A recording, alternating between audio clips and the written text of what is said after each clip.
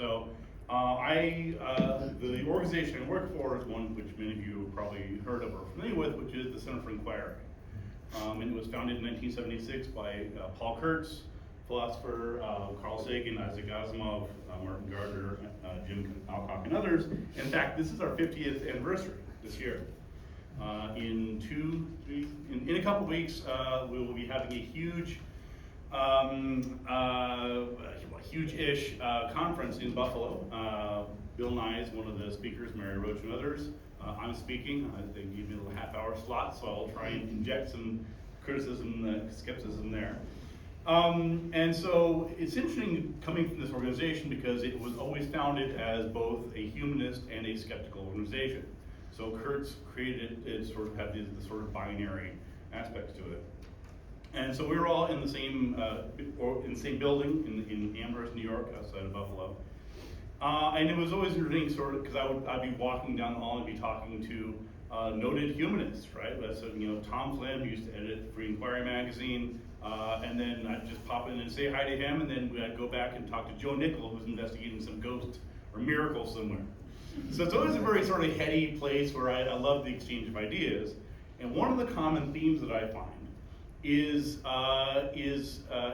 in trying to navigate people's fears and concerns, particularly about the afterlife, right? So this is one of the aspects where humanists and skeptics sort of overlap, right? It's because much of my public life, in terms of the investigations I do, the research I do, is trying to calm people's fears. It's trying to say, I know you're afraid of ghosts. Ghosts probably don't exist, but whether they do or not, your house is not haunted. Or in some cases, curses, right? So in several cases, people have contacted me because they're fearful, they're afraid. They're afraid because they believe, they've been told by a higher power, a psychic, a priest, an exorcist, take your pick, that their house is haunted, or they've been cursed, or something bad has happened. And it's my job, my self-appointed job, to say, calm down. It's probably not true. I know you're afraid, you're frightened, I get it. You think there's a demon in your house because of some TV show, whatever else. So part of what I try to do is calm people's fears and say, yes, there are real problems in the world. Absolutely. I'm not going to stand up here and tell you there's not. But many of the things that we are afraid of, collectively and individually, aren't things that we need to be that afraid of. And I'll talk about it in a bit. So anyway, I think there's a clear overlap in terms of purposes. So with that somewhat rambling preamble, is this good enough, Mike? Can everybody hear me? Am I projecting enough for you guys? Are you not entertained? Okay. So that's me. That's the talk. Here we go. If I can make it work. If not, then it's gonna be a long day. Okay. So what are people afraid of? Well, what aren't people afraid of, right? Here's a small list: COVID vaccinations. So, yes, COVID and people are afraid of both. Like, well, okay, well, all right. Immigrants. Gotta love immigrants. Child kidnapping rings, Satanists, QAnon. Sharks. Lots of sharks. Problem: mass shootings, suicidal airplane pilots. These things do happen. Baby formulas, police, violent video games. Mortal Kombat was, I think all of you are old enough to remember when Mortal Kombat first came out. It was going to be the ruin of America. And the kids playing video games and the really gruesome finishing kills. Well, obviously this is going to spawn mass murderers aplenty. I happen to have a full-size Mortal Kombat machine in my house. Anyway, pornography. There you go. Incel armies, sonic weapons, critical race theory, identity theft, Barbie, stranger danger. Take your pick, right? There is no shortage of things which we are told by one person or another, or organization or another, to be afraid of. Now, it's not that all these things are necessarily not problems, right? Police brutality is a problem. Mass shootings are a problem. Absolutely. COVID is a problem. COVID vaccinations are a much smaller problem. So again, my point here is not that all of these things are not real. Instead, the question is, how do we determine which ones are issues that we should be concerned about? So, I happen to have a copy of the New York Times. So here's actually a couple. Here's what we should be afraid of, just in the last couple of days. So we have, let's see here, U.S.-China rivalry. Okay, so need to be afraid of the Chinese because they're going to be doing stuff to us here. We have Ebola, big Ebola outbreak, which I'm sure you heard about in the DR Congo.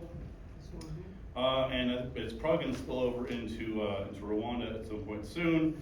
Guard killed at a mosque called Hero. So anti-Semitism, we should be afraid of that. Mass shootings. Political money takes murky trail to influencers. So here's where a couple things come in, right? So there's no shortage of things we should be concerned about.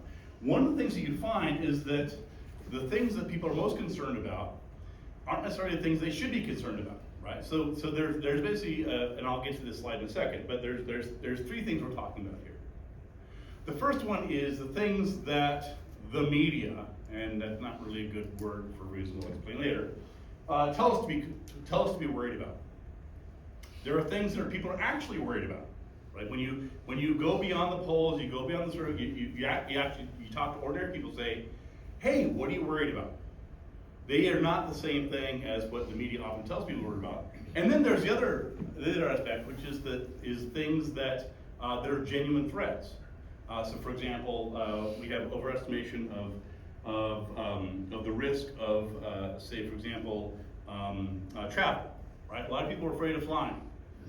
Well, flying is one of the safest ways of transportation.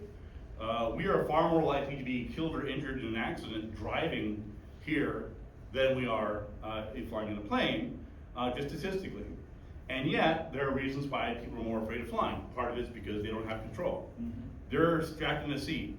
They can't control what happens if there's overworked controllers, if the pilot had a bad day, whatever it is. So it's out of our control. So these are psychological factors. So, we're going backwards, not forward. So, let's talk about some of the approaches to social fear. Should I be talking to this mic with that better, or does it matter to you? It helps a little bit. It helps a little bit. Okay, I'll try not to go too far from the stage. So typically, when people are talking about fears, typically the concern is political fears and political problems, right? So, which is certainly a valid issue. So typically, the reason that is because typically it's politicians that are weaponizing fear, right? It's the left or the right. People, there's a reason why they want you to vote in somebody or vote out somebody or support some policy. So politics is certainly an important aspect to it, but there are other lesser recognized aspects. I want to touch on these. Media literacy aspect, right? So there's a media literacy aspect to fears. And I touched on some of that before. Like, what is the media telling us to be concerned about, and are we integrating that? Education, right? So anytime that you have a fear, one way to ameliorate that or mitigate that is through education. So as Paul mentioned, I have a background in public health, and one of the ways that we learned about to mitigate vaccine hesitancy is education. A parent comes say, I'm not going to vaccinate my child, and you say, okay, well, why? Well, what was your concern? And they say, well, because Joe Rogan said, or JFK Jr. said, or whatever else. And you say, okay, well, I know they said that. Here's the data. Here's what this. You can believe it or not. I can't force you to get vaccinated, but so it is demonstrably proven that you can in fact mitigate people's fears in vaccine hesitancy, for example. Does it always work? No. Is it better than nothing? Yes. Also folklore, curiously enough. So when I was at Dartmouth, one of my capstone project was actually finding ways to integrate folklore with journalism and public health, and trying to look at ways, for example, that we can educate the public to overcome vaccine hesitancy. Or for example, Ebola is another example, right? So again, there's a huge outbreak currently. Well, not huge, thankfully. It's probably going to get much worse, partly because of Trump's cuts to international aid, but that's a separate issue. But so typically, one of the things you would find is that in early Ebola outbreaks, one of the major spreaders one of the major vectors was people who were not following protocols, right? They didn't want to isolate. In many cases, you had villagers whose traditions were to wash the body, either because they're Muslim or other reasons. This is going to make the disease spread.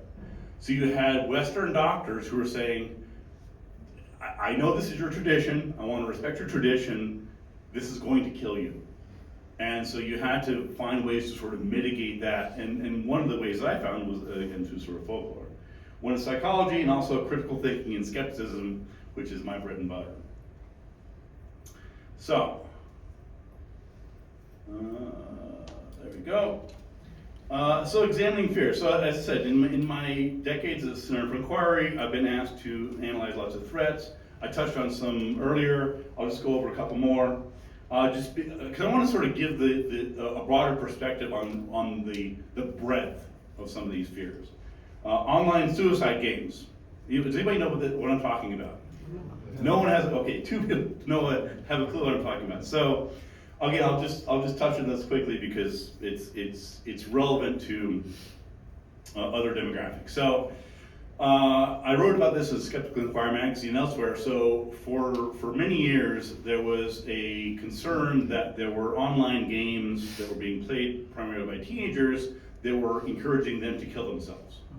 There was one called the Blue Whale game. There's the Momo Challenge, and again this sits at the intersection of public fears, folklore, and media literacy, because this is where the Venn diagram comes together. So the concern is about, it's what are kids doing today? Why are the kids always on their tablets, right? Why are they always on their phones, right? There's this age-old concern about kids and the new technologies. And you had the same sort of fears with the emergence of the internet. In fact, you even have the same fears with the emergence of television. If you go back and you look at, they're kind of like, we can't have television, this is gonna ruin the world. That may or may not have happened, but arguably yes. But the point is, there's a long tradition of that. Abduction rings, again, this folds into QAnon, right? So there's lots of urban legends and stories and rumors about people who are going around abducting either kids or adults. Urban legends, ghosts, there's needle spiking panic, which is there were concerns in the UK, but also migrated over here to America, where there were concerns that people were going to nightclubs and jabbing people with needles and drugging them. And they didn't assault them. There was no sexual or physical assault, but they just sort of jabbed them with needles and then they sort of went away. There's no truth to this, but it was a big deal and it made huge news. In fact, in England they passed a law that was like trying to address this. Now, this is part of it, right? Again, in the UK, the public was concerned about this basically phantom threat. They reach out to their MPs and their politicians, and this happens in the States as well, which is why I'm giving this example. And then they try to mitigate it. Oh my God, this is going on. We need to do something about it, without finding out, is there something going on? Right, so they rushed ahead of the project. They rushed ahead to pass laws, enact legislation, and do things to address this fear, this public fear that was not actually happening. So this is one, and I'll return to this later on, but this, think about this for a second. So you have laws that are enacted, you have resources that are being wasted addressing things that aren't actually a thing. And anyways, there's lots of implications for this. Again, stranger danger, Satanists, witches, hell. I mean, there's all sorts of things that people are afraid of, right? And again, going back to religion, right? So one of the big threats, as you all know, is is, you know, if you're religious, well, what's going to happen after you die? Well, you're going to go to hell and all that. So again, as I said before, there's no, my point is not that all of these are entirely fictitious. Some of these are real. All of these are real to some extent, right? So in other words, none of the media's concerns are about Bigfoot killing people with a nuclear weapon. Right? That's not a thing anyone's worried about. That's today. I mean, maybe Fox News is going to up something like tomorrow. But so in all these cases, there is a germ of truth to it, right? Are there immigrants that come into this country illegally and kill and rape people? Absolutely.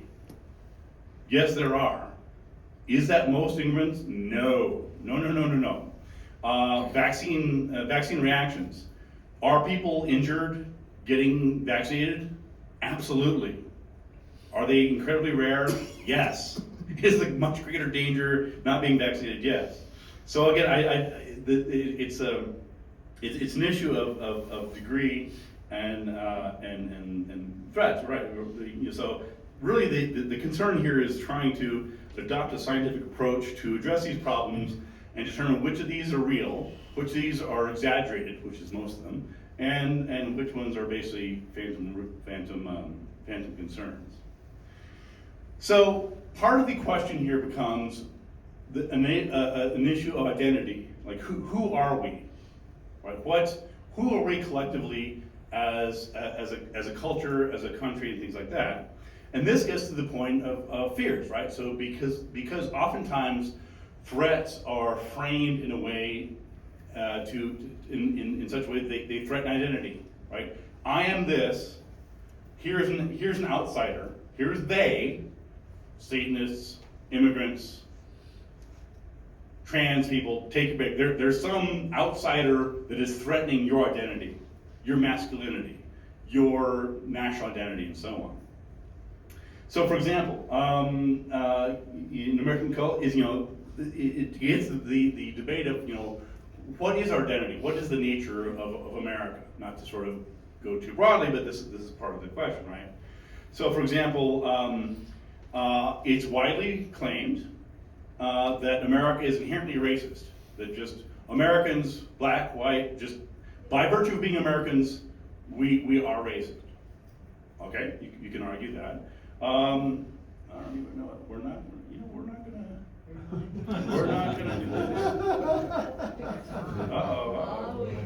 All right, this isn't even my computer. I can't even do that. Oh, there we go. Remind me tomorrow. Yeah. There we go.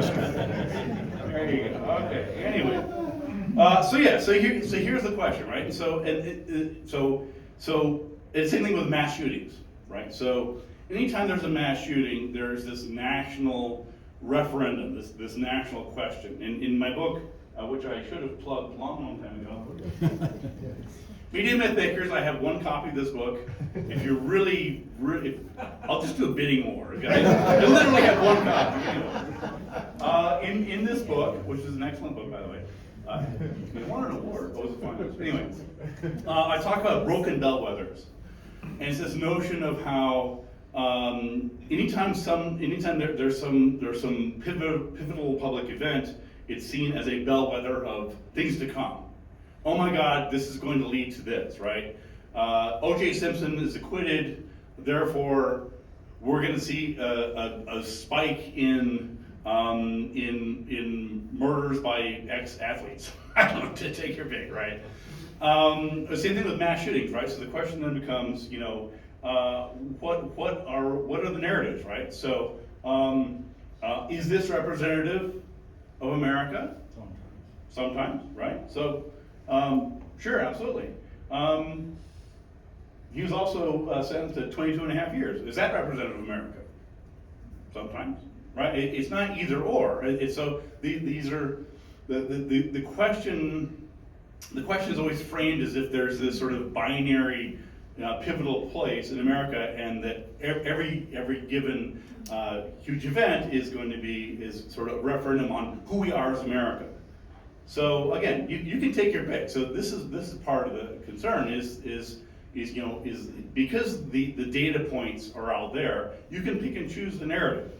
right? So if you want to pick the data points that support your narrative, you will, and vice versa. So this is one of the reasons why the discourse is so polarized, right? It's because Democrats, Republicans, take your pick. They all have their own constellations of data points to draw upon. So here's a cartoon. This actually appears in my book.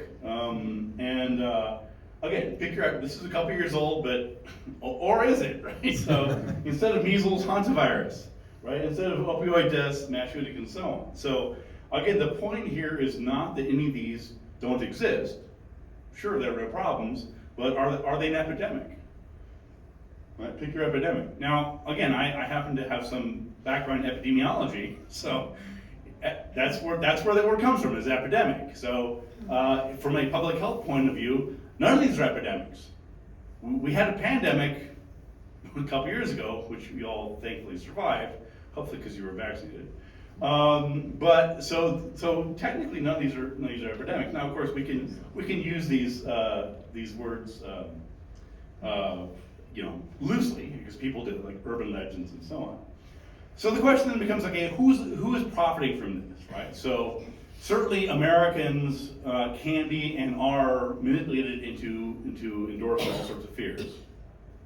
So I want to touch on some of the actors, right? Who's doing this and why? So one of them is advertisers and activists, right? This is an obvious one, right? So people want to sell you things. They want to sell you things that to assuage your fears, right? It's the classic: tell people what to be scared of, offer them something to buy to mitigate what they're afraid of.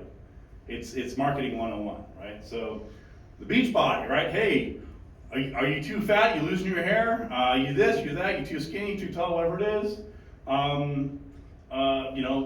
Crime waves. And in my book, I talk a lot about the concerns about crime. Right? Crime is spiking, this and that and the other. So in each of these cases, you have to look at who is telling you what to be afraid of and why. What's their motivation? And usually it's the reason to get people to vote. And then you have politicians and corporations. So again, not just advertisers, right? Do you have halitosis? You got BO? You got whatever it is? Hey, we got your problem. We have the solution for you. Is your car too small? We got a new Ford SUV to help you out there. So then again, we have politicians and corporations, and this is one of the points I wanted to point out in terms of this gun ownership, because again, mass shootings being one of the most common fears. There's this ironic feedback loop in which mass shootings are understandably covered by the media, which then create fear, which then encourages people to buy guns to protect themselves. And if you look at the data, people are more likely to be shot and killed by a gun in the home than somewhere else, right? So it goes back to stranger danger, right? So the likelihood of any one of us being shot by a stranger at the supermarket or at a park is virtually nil. It does happen, but the likelihood is very small. The likelihood of one of us being shot or killed by a spouse or an ex or a close friend is far higher. And so again, you have this sort of this negative feedback loop where people are buying more guns because they're afraid, and that just creates more shootings. And then of course, your grandma attacked outside the store in Albuquerque. Okay, well, this is a made up ad. This is an ad for safealarms.com. Come on, man. Throw me a bone here, right? Okay, other people who are trying to get you to be afraid.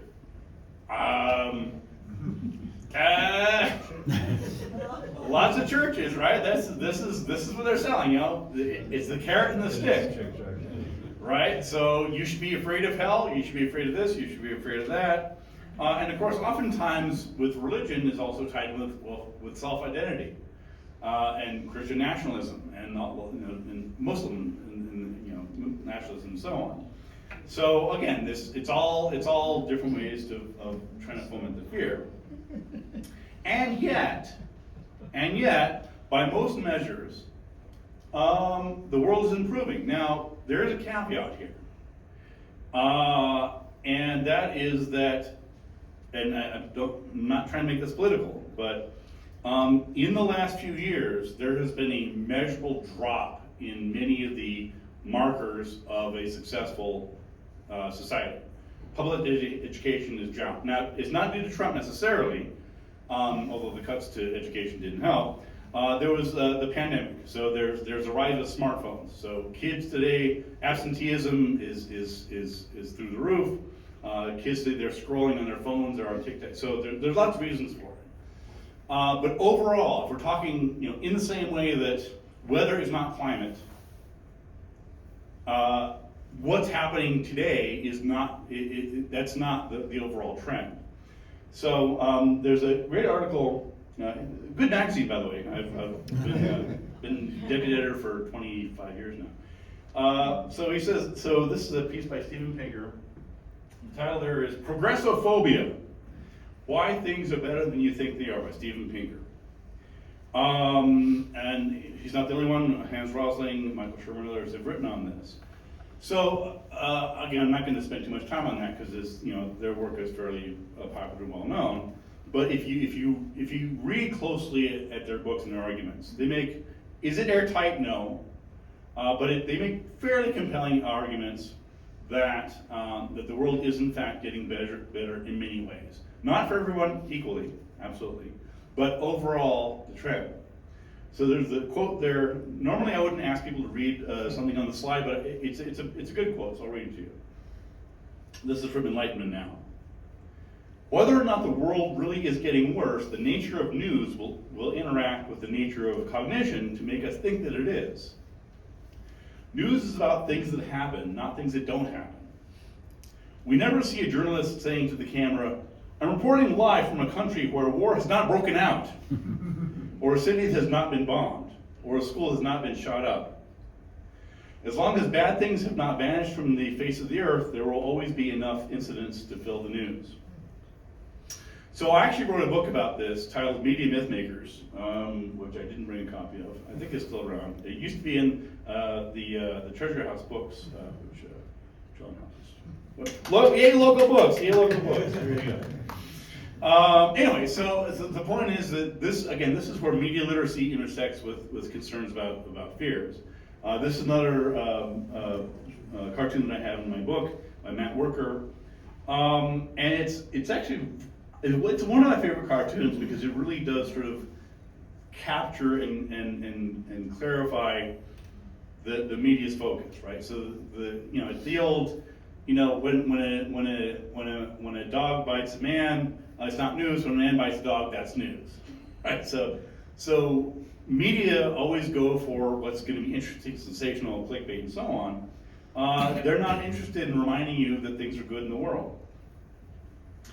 Do you guys remember the Hawaii lava flows about 5-6 years ago? So this is actually a meme that I was like, oh, I just love this.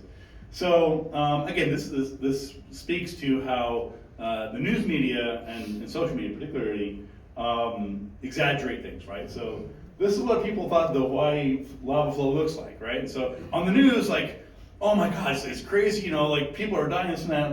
Okay, well, that one in the bottom, that's where that is.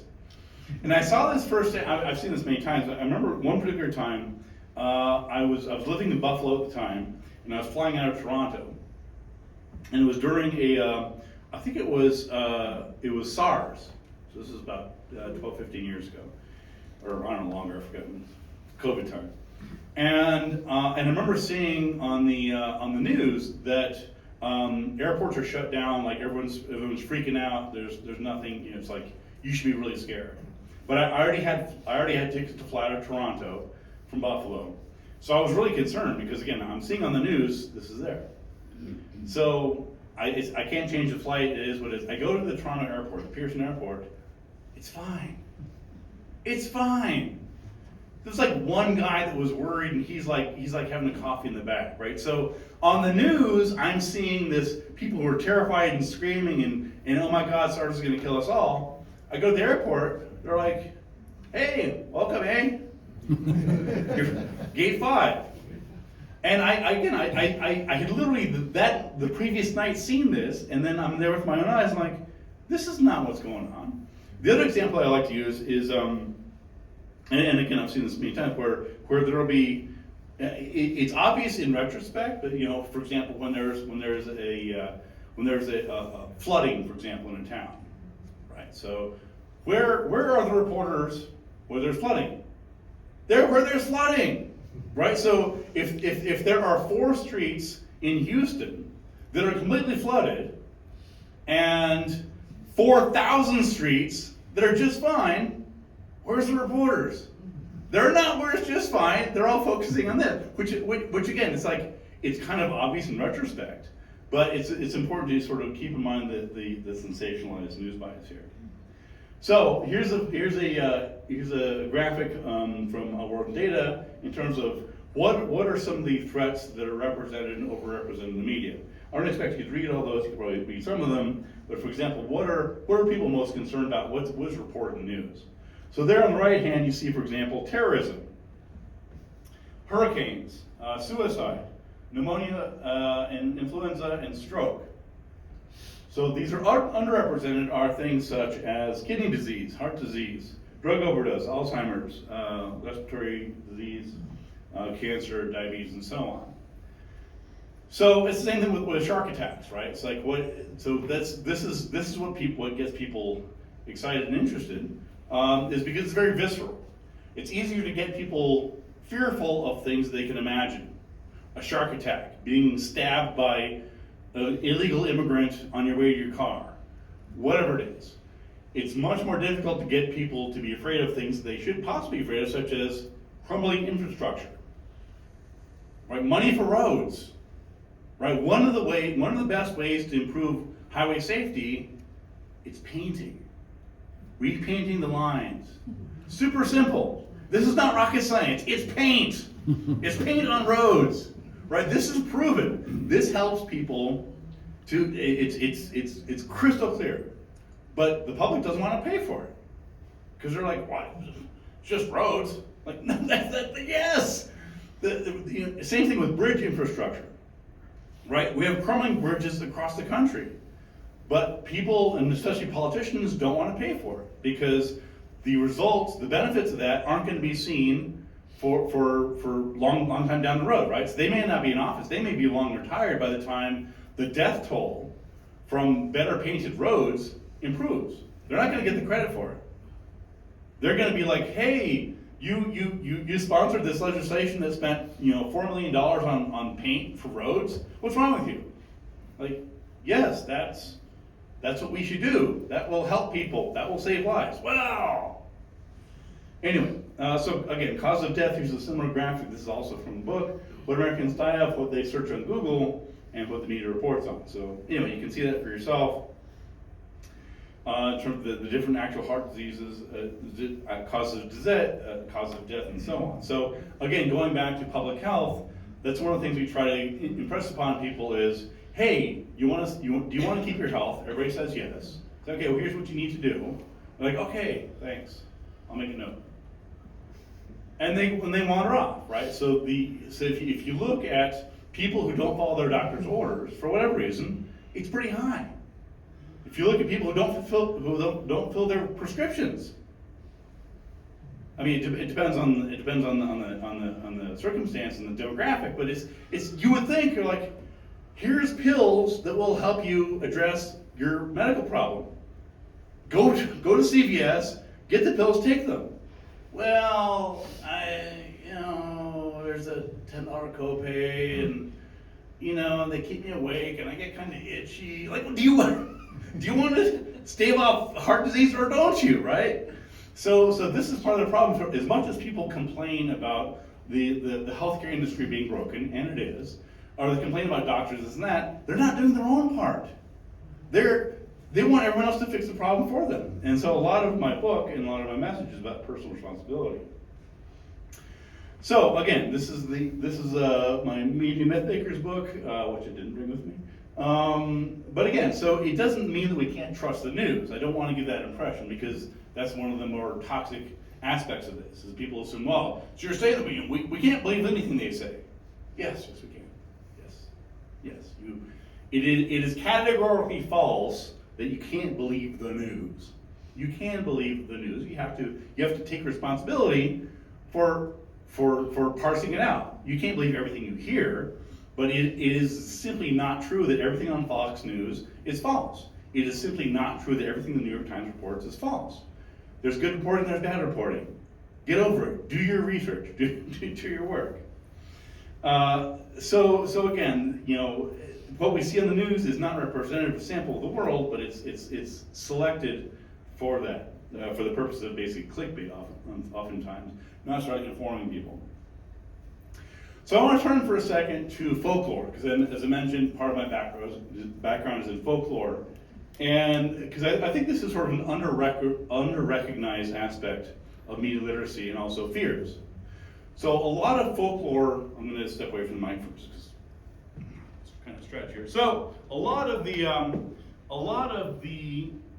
folklore is about fear. So for example, urban legends, one of my favorite topics.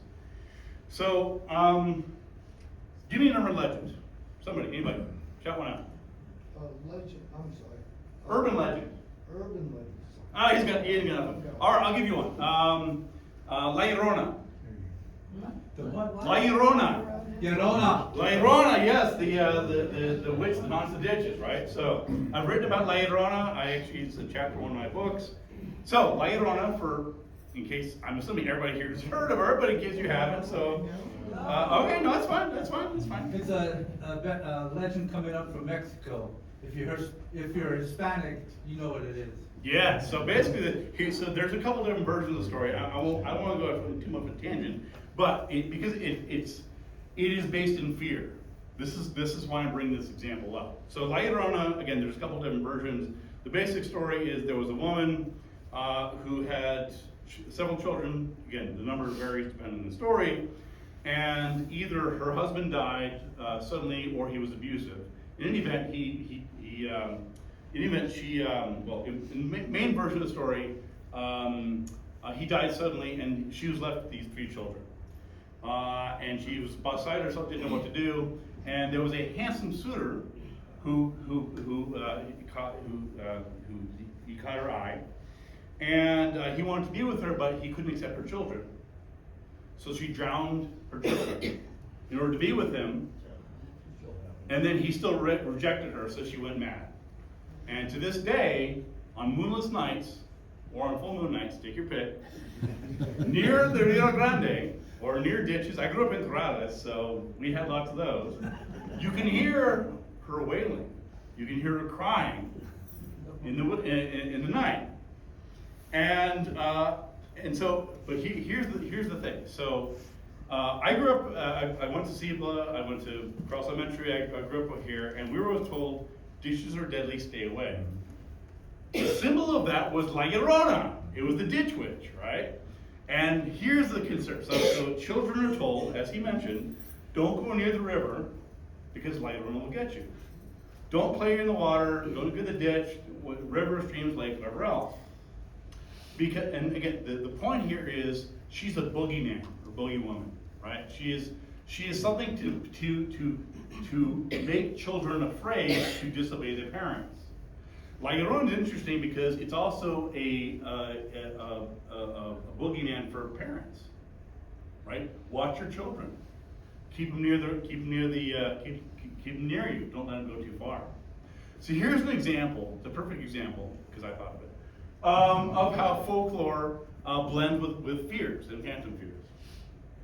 So going beyond that. So part of the power of story anecdote is that it comes prepackaged with assumptions and stereotypes, right? Beautiful young woman, 3 kids, rich handsome suitor. The folklore and urban legends, especially fairy tales, are all about stereotypes, right? The handsome prince, the princess, Snow White, right? There are these categories, and we understand the wicked stepmother archetype. And so because we are so familiar with these, we grew up with these stories, we immediately recognize, here's the hero, here's the villain, here's how this is going to play out. So it's intuitive, right? It's part of storytelling. It's Star Wars. It's Snow White. It's Hansel and Gretel. It's take your pick.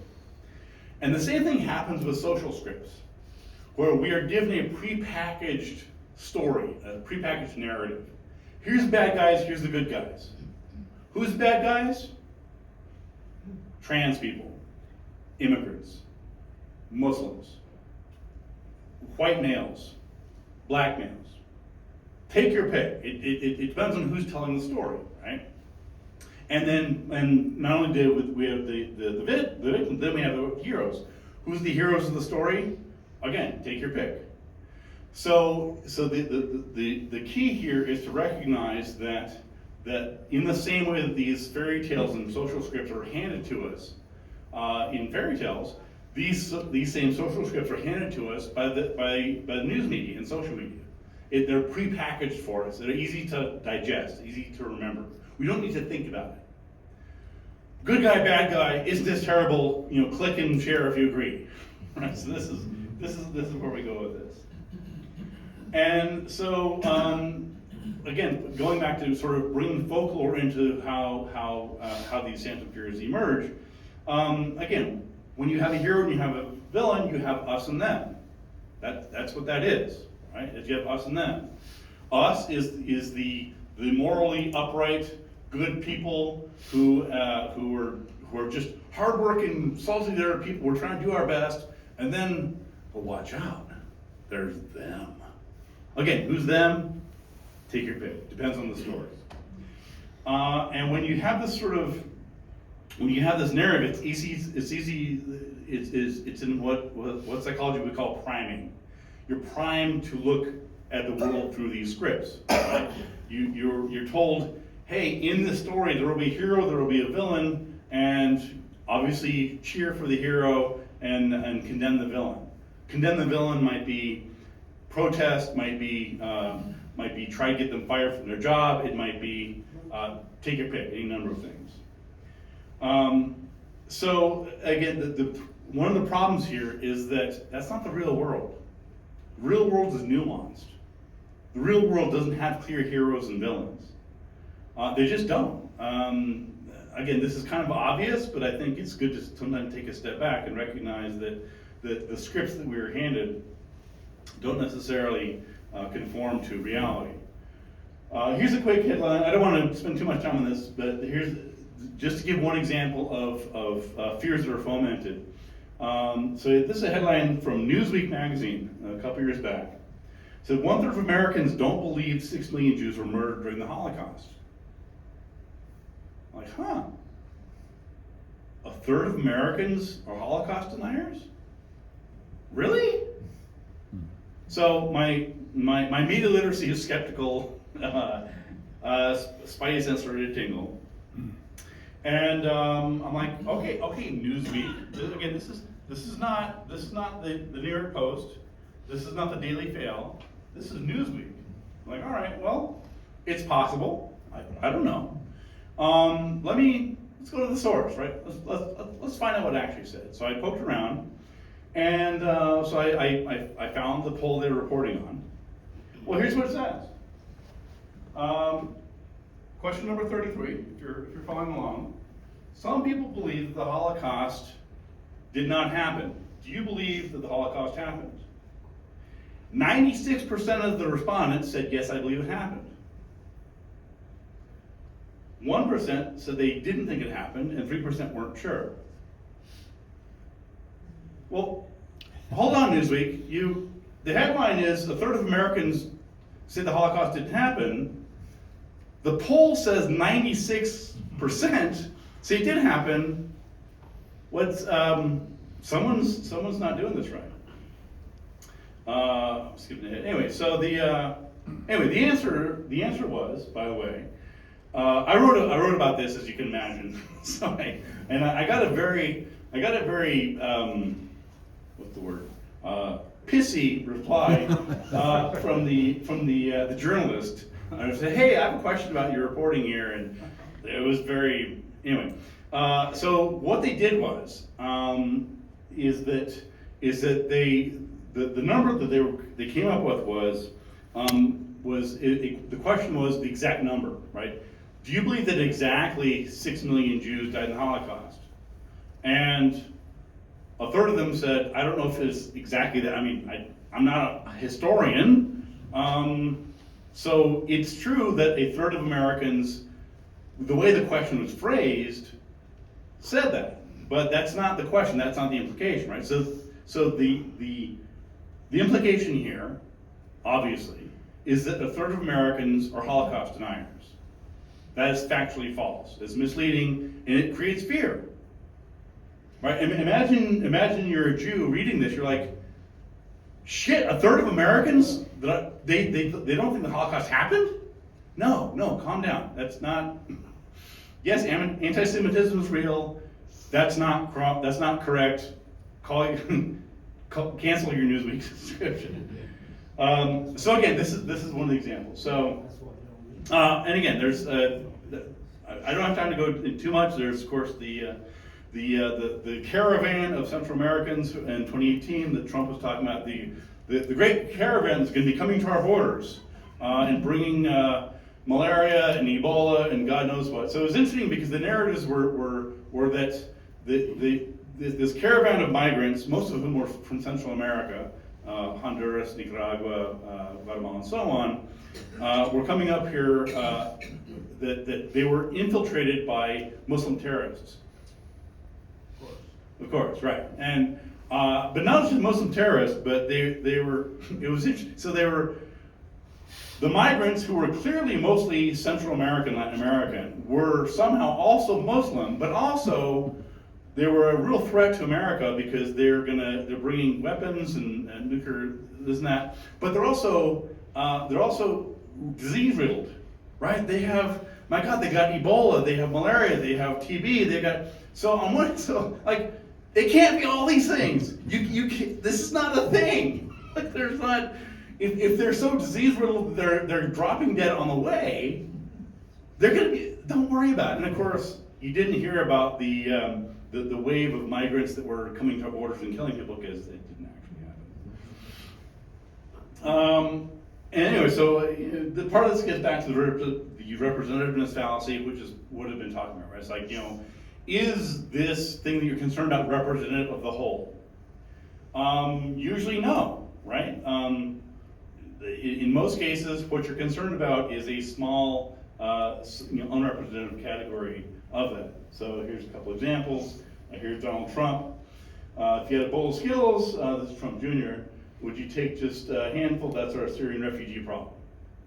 Now, there's also, well, again, there are parallels to other concerns. For example, there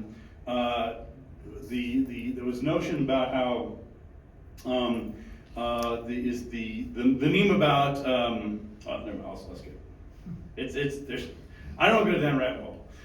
So we have news and social media which both selectively amplify and exaggerate those fears, coupled with brains whose cognitive biases also selectively amplify it. So we're actually struggling against two different things here. We have the news media and the social media which amplify fears and tell us what to be afraid of because of clicks. They're trying to get engagement. They're trying to tell people how to be afraid.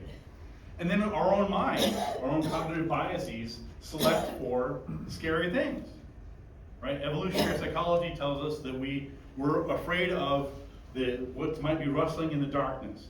Is it a bear? Is it a tiger? Is it something to be afraid of? So we tend to have selective attention for the possible threats, and we minimize these other things. And so between the two of these things, they really come together. So I'm just going to go over some of the consequences of fear here. I've touched on many of them before, but it's good to sort of run them down. So one of them is, one of the main consequences is ignoring significant problems and misdirected resources. There's lots of examples of this, as I mentioned. Again, just going back to urban legends for a minute. There's every Halloween we have the concerns about tainted Halloween candy. Remember the razor blades in the apples, right? And people putting cyanide in Snickers bars. Doesn't happen. Doesn't really happen. There are a couple incidences, which are mostly hoaxes, but for the most part, it's not a thing. And yet, every year, people X-ray candy. Just throw it out. Hey, if you're worried, if you can see a razor blade on an apple, I defy you to put a razor blade or anything else on an apple and not have it be obvious. But the point is, so again, it could be kind of silly, but there are absolutely misdirected resources, right? And so even amplify this in other ways, right? So you've got, QAnon, right? Concerned about child abduction rings. You have people who think that Hillary Clinton is drinking the blood of virgin children and keeping her young. That's not working. None of this is making any sense, but there are all these misdirected resources. Also, cynicism. And this is one of the things that really frustrates me, because I am at heart an optimist. I think that things can get better. I believe in the humanistic values of bringing people together and working through things and conversation and collaboration and community.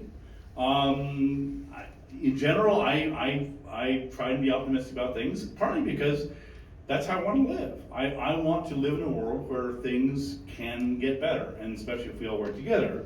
And the cynicism that I find is not only unhelpful, it's counterproductive. And it's like, well, all politicians, it doesn't matter who I vote for, because they're all the same.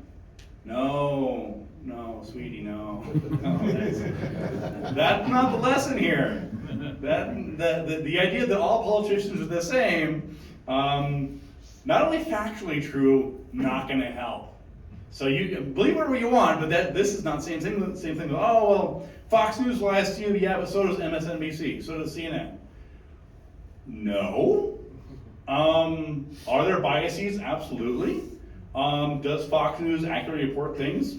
Yes, they do. So does CNN, so does NPR, and so on. So again, this sort of broad categorization just fosters cynicism, which is not helpful. Increased anxiety, depression, and fear. Again, every time there's one of these mass shootings or something else going on, concerns about immigrants, people are afraid.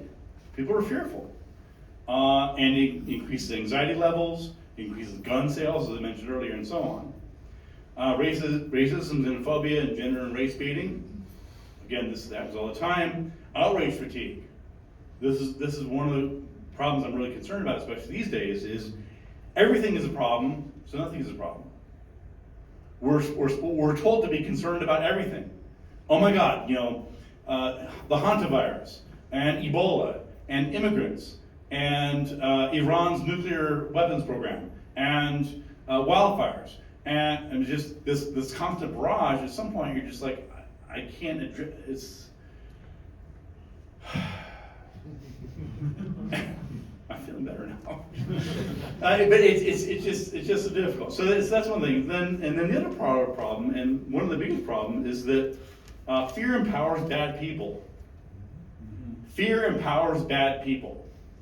I can give some examples of the political climate. I'm not going to do that. This is kind of obvious to me. But in most cases, in virtually all cases, the good people have little good cause to make you afraid. They just don't. There's not,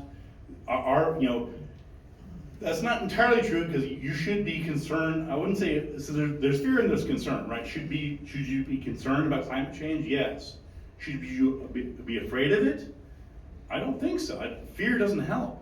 Fear is not, action helps. Concern helps. Fear itself doesn't help. And typically leads to poor decisions. So, to wrap up, the question becomes, who's to blame for all this, right? I just spent the last hour talking about America the Fearful, about how politicians, churches, advertisers, and others, activists, the news media, and so on, are creating fear, and in many cases exaggerating it. Okay, so who's to blame?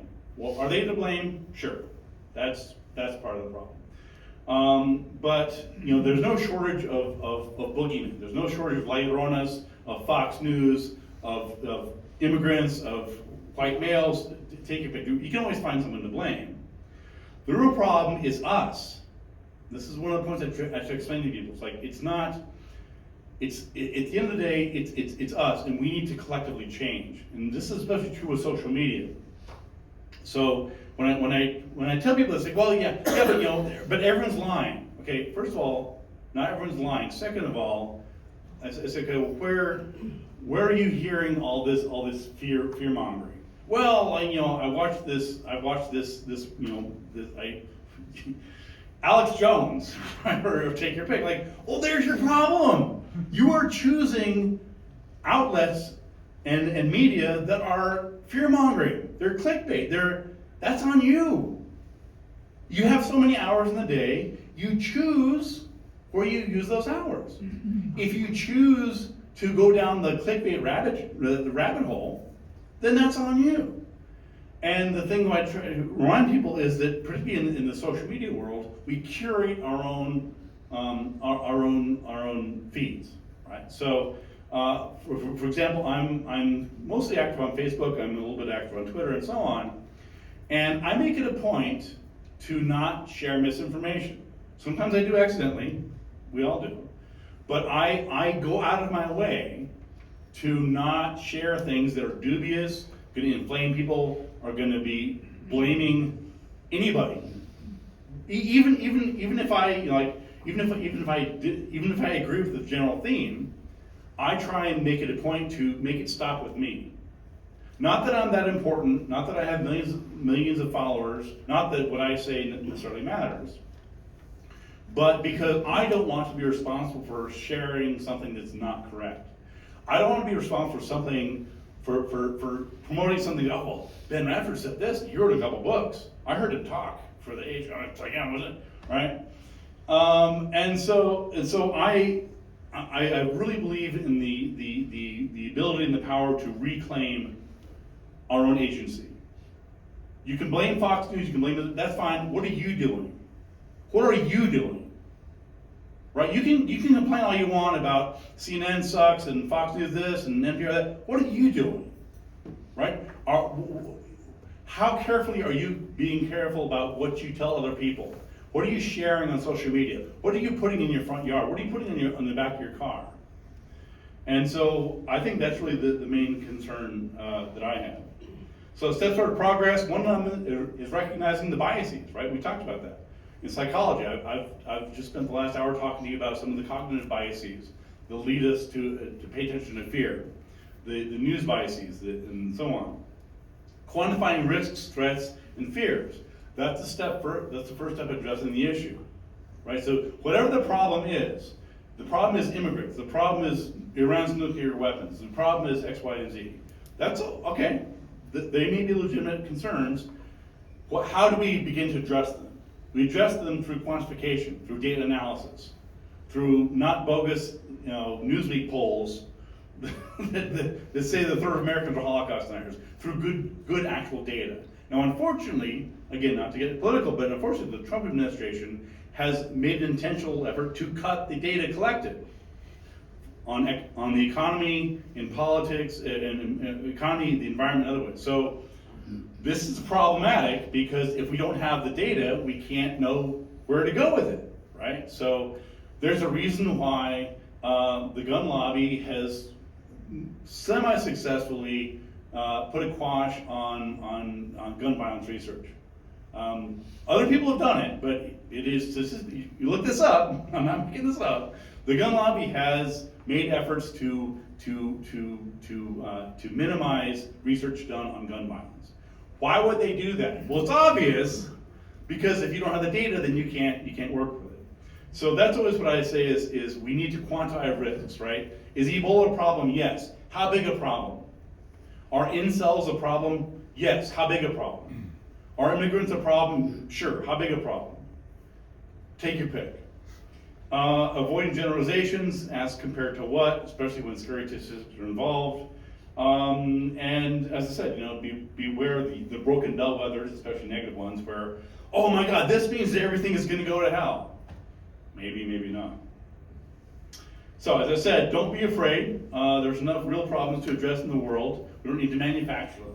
This is probably my main point. If you take nothing else away from this, don't be afraid. It's not, and I know it's easier said than done, but just recognize that again, we have finite resources, we have finite time on this earth, we have finite tax dollars.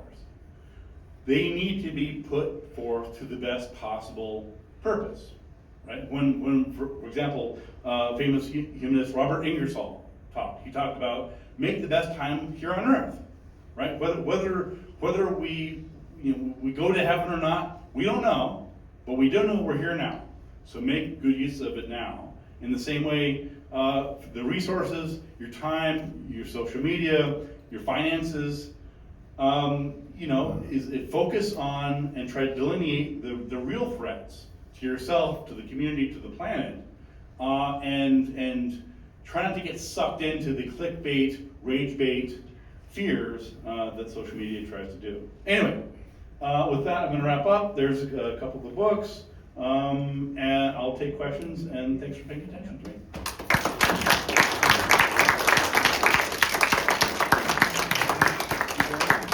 Actually, we'll take a quick break. Yes. if That's all right, before we do questions.